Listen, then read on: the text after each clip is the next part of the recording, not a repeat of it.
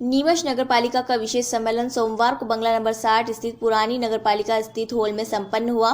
नपा अध्यक्ष स्वाति चोपड़ा, सीएमओ गणेश पाटीदार एवं शहर के सभी 40 वार्डों में से अध्यक्ष, उपाध्यक्ष सहित करीब 25 पार्षद मौजूद रहे। इस दौरान परिषद में शहर विकास के कुल 32 प्रस्ताव आए, जिन्हें सर्वसम्मति से पास किया गया। बीजेपी पार्षद मनोहर मोटवानी और कांग्रेस पार्षद योगेश प्रजापति, निर्दलीय पार्षद राजेश लालवानी के बीच एजेंट के 27 नंबर प्रस्ताव पर जमकर बहस हुई। पार्षद प्रजापति और पार्षद लालवानी ने सीताराम जाजू शासकीय स्नातकोत्तर महाविद्यालय को 2 एकड़ भूमि खेल मैदान हेतु आवंटित किए जाने का विरोध जताया। उनका कहना था कि बंगला नंबर 60 की भूमि पूरी तरह से आवास हेतु आरक्षित रखी जानी चाहिए, जिस पर परिषद में हैंड वोटिंग कराई गई, जिसमें इस प्रस्ताव के पक्ष में 17 और विपक्ष में 8 मत मिले और ये प्रस्ताव परिषद की सहमति से पास हो गया। सम्मेलन की खास बात यह रही कि सम्मेलन बिना किसी व्यवधान और शोर शराबे के मर्यादित रूप से संपन्न हुआ। इस बात की चर्चा शहर में होती रही। एजेंट में शामिल 32 प्रस्ताव में मुख्य रूप से शोरूम चौराहे पर सोलर एनर्जी चलित ट्रैफिक सिग्नल, तरण पुरस्कार में अस्थायी जीवन रक्षक, सीताराम जाजू कॉलेज को 2 एकड़ भूमि आवंटित किए जाने, नामांतरण प्रकरण, लीज नवीनीकरण, व्यवस्थान सहित अनेक वार्डों में सड़क पेपर, डामरीकरण सहित सीसी रोड, पेवर ब्लॉक लगाए जाने के प्रस्ताव सर्वसम्मति से पास हुए। परिषद के विशेष सम्मेलन में उपाध्यक्ष रजना परमार, पार्षद किरण शर्मा, कुसुम शर्मा, छाया जायसवाल, कविता लोक्स, श्रीमती पाटनी, योगेश प्रजापति, मनोहर मोटवानी, धर्मेंद्र पुरोहित सहित अन्य पार्षदगण मौजूद रहे।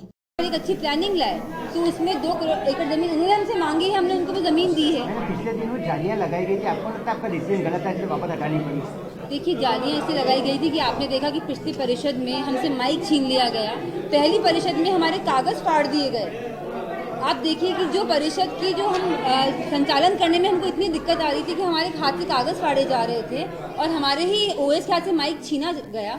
तो आप बताइए कि हम उस स्थिति में क्या करते, क्या परिषद की बैठक की गरिमा? डर हो गया था। आज भी तो परिषद का संवेदन अच्छे से हुआ है। देखिए, डर नहीं हुआ था, ये उसी वजह से जो पिछली बार हमारा शक्ति प्रदर्शन था और हम लोगों ने बहुमत से प्रस्ताव पास किए और हमने उनको संदेश क्लियर दिया कि आपकी ऐसी बदतमीजी हम बर्दाश्त नहीं करेंगे, किसी भी लेवल पे बर्दाश्त नहीं करेंगे। तो आज वो अच्छी बात है, खुशी की बात है कि उनको ये बात समझ में आई। शहर की सफाई व्यवस्था की अगर बात करें मैडम, तो कुछ पार्षदों ने जो है कि ये बात कही है कि उनके जो वार्ड है उनमें सफाई व्यवस्था ठीक से नहीं होती, तो क्या कर्मचारी को कमी मानी जा सकती है नगर पालिका? जी, ऐसा उन लोगों का बोलना है कि कुछ वार्ड में कर्मचारियों की कमी उनको है। मैंने डाकवाल जी जो हमारे स्वास्थ्य अधिकारी हैं, हमारे एचओ, उनको मैंने साफ शब्दों में उनको बोल दिया गया है कि शहर की सफाई से हम किसी भी तरह का कोई भी समझौता बर्दाश्त नहीं करेंगे।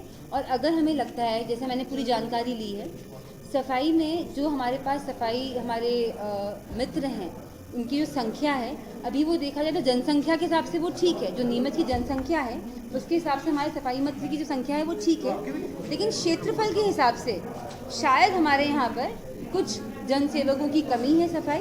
तो अगर ऐसा हो, जैसे रावण टुंडी एक एरिया थोड़ा दूर हो जाता है, वहाँ पर अभी सफाई मित्र नहीं पहुँच पा रहे हैं, तो अगर नई भर्ती भी करनी पड़ी तो हम आने वाली परिषद में और सफाई मित्र हम जो नए हैं उनकी भर्ती करेंगे। लीज नवीनीकरण के मुद्दे में शहरवासी उलझ गए, 335 का प्रस्ताव पास करके खाली वाहवाही लूटी गई। आपको लगता है कहीं ना कहीं एक सोच समझ या सही ढंग से प्रस्ताव नहीं लाया गया, इसके चक्कर में परेशान है लोग? जी, प्रस्ताव अच्छा था। कांग्रेस वालों ने जो किया शहर के साथ वो बहुत गलत किया। उन्होंने एक अच्छे प्रस्ताव को, जो 2.5 साल से लंबित मामले थे, जो मध्यम वर्गीय परिवार थे, गरीब परिवार थे, उनके लीज नवीनीकरण रुकवा दिए गए। और कांग्रेस ने जो, आपको पता है कि आगे उन्होंने ही हमारे खिलाफ जो वो आगे उन्होंने स्टे लाया था, उसके लिए मैं ये निंदनीय उन्होंने जो हरकत की है उसके लिए मैं बहुत, मुझे लगता है, मुझे बड़ा ही दुख है, क्योंकि जो परिवार है उनकी कोई गलती नहीं है। एमओएस का उल्लंघन आपने जिक्र क्यों किया? उसके अंदर प्रस्ताव में लाना ही क्यों होता? जब आपको पता, अभी बैठक में आपकी बात आप समझिए, 2.5 साल से जो फाइलें पड़ी थी हमारे पास, उस फाइल में हमारे इंजीनियर की टिप लगी हुई थी कि इस भूखंड में एमओएस का उल्लंघन है। तो जो टिप लग जाती है फाइल के ऊपर, उसके ऊपर हम टिप को काट तो नहीं सकते हैं, उस पर कोई डिसीजन हमको लेना था। तो हमने ये कहा था कि एमओएस का उल्लंघन भी अगर है तो लोक निर्माण विभाग उसकी अलग से कार्रवाई करे, क्योंकि एमओएस का उल्लंघन का मामला जो आता है वो लोक निर्माण में आता है और लीज न। जी, 32 प्रस्ताव थे और सारे ही प्रस्ताव बहुमत से ही पास हुए हैं। और कुछ मेन जो इसमें थे हमारे व्यवस्थापन के भी थे, साथ ही साथ इसमें जो हमने कन्या जादू जो हमारा विद्यालय है, महाविद्यालय, इसके लिए ज़मीन आवंटित की है ताकि वहाँ पर खेल मैदान बन पाए।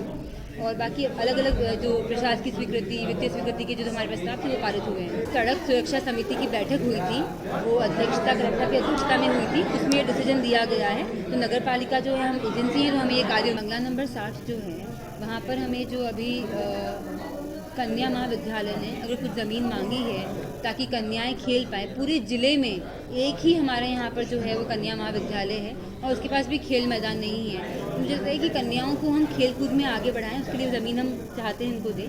वहाँ पर 5 एकड़ ज़मीन है, तो अगर 2 एकड़ ज़मीन इसको दे भी दी जाएगी तो हम आवासीय फिर भी वहाँ पर कोई अच्छी नई प्लानिंग ला सकते हैं। आवासीय कॉलोनी नहीं बनी है जी, आवासीय कॉलोनी के लिए हमारे पास और भी भूमि है और उसको भी हम आने वाली परिषद में लेकर आएंगे कि एक आवासीय हम करें ताकि गरीबों को आवास मिल पाए। वो एक अलग मुद्दा है, लेकिन कन्या महाविद्यालय ने अगर हमसे ज़मीन मांगी है और अगर हम दे सकते हैं तो क्यों ना कन्याओं को खेलने के लिए कोई जगह प्रोवाइड की जाए।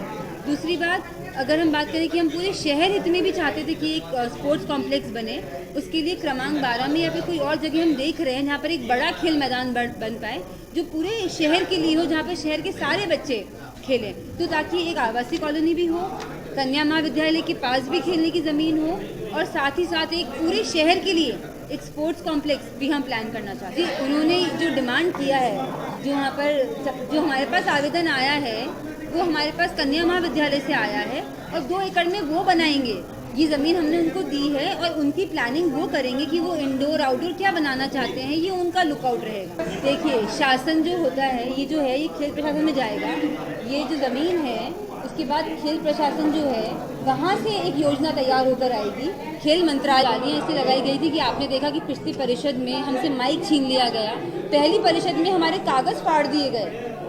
आप देखिए कि जो परिषद की जो हम संचालन करने में हमको इतनी दिक्कत आ रही थी कि हमारे हाथ के कागज़ फाड़े जा रहे थे और हमारे ही ओएस के हाथ से माइक छीना गया।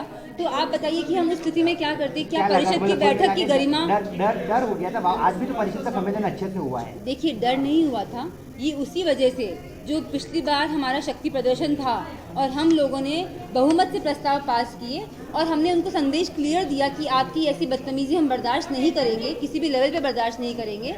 तो आज वो अच्छी बात है, खुशी की बात है कि उनको ये बात समझ। लोगों का बोलना है कि कुछ वार्ड में कर्मचारियों की कमी उनको है। मैंने डाकवाल जी जो हमारे स्वास्थ्य अधिकारी हैं, हमारे एचओ, उनको मैंने साफ शब्दों में उनको बोल दिया गया है कि शहर की सफाई से हम किसी भी तरह का कोई भी समझौता बर्दाश्त नहीं करेंगे। और अगर हमें लगता है, जैसे मैंने पूरी जानकारी ली है, सफाई में जो हमारे पास सफाई हमारे मित्र हैं उनकी जो संख्या है, अभी वो देखा जाए तो जनसंख्या के हिसाब से वो ठीक है। जो नीमच की जनसंख्या है उसके हिसाब से हमारे सफाई मित्र की जो संख्या है वो ठीक है, लेकिन क्षेत्रफल के हिसाब से शायद हमारे यहाँ पर कुछ जनसेवकों की कमी है सफाई। तो अगर ऐसा हुआ, जैसे रावण डुंडी एक एरिया थोड़ा दूर हो जाता है, वहाँ पर अभी सफाई मित्र नहीं पहुँच पा रहे हैं, तो अगर नई भर्ती भी करनी पड़ी तो हम आने वाली परिषद में और सफाई मित्र हम जो नए हैं उनका बर्ताव अच्छा था। कांग्रेस वालों ने जो किया शहर के साथ वो बहुत गलत किया। उन्होंने एक अच्छे प्रस्ताव को, जो 2.5 साल से लंबित मामले थे, जो मध्यम वर्गीय परिवार थे, गरीब परिवार थे, उनके लीज नवीनीकरण रुकवा दिए गए। और कांग्रेस ने जो आपको पता है कि आगे उन्होंने ही हमारे खिलाफ जो वो आगे उन्होंने स्टे लाया था, उसके लिए मैं ये निंदनीय उन्होंने जो हरकत की है उसके लिए मैं बहुत, मुझे लगता है, मुझे बड़ा ही दुख है, क्योंकि जो परिवार है उनकी कोई गलती नहीं है। आप समझिए 2.5 साल से जो फाइलें पड़ी थी हमारे पास, उस फाइल में हमारे इंजीनियर की टिप लगी हुई थी कि इस भूखंड में एमओएस का उल्लंघन है। तो जो टिप लग जाती है फाइल के ऊपर, उसके ऊपर हम टिप को काट तो नहीं सकते हैं, उस पर कोई डिसीजन हमको लेना था। तो हमने ये कहा था कि एमओएस का उल्लंघन भी अगर है तो लोक निर्माण विभाग उसकी अलग से कार्रवाई करे। चूंकि एमओएस का उल्लंघन का मामला जो आता है वो लोक निर्माण में आता है और लीज नवीनीकरण जो आता है वो राजस्व विभाग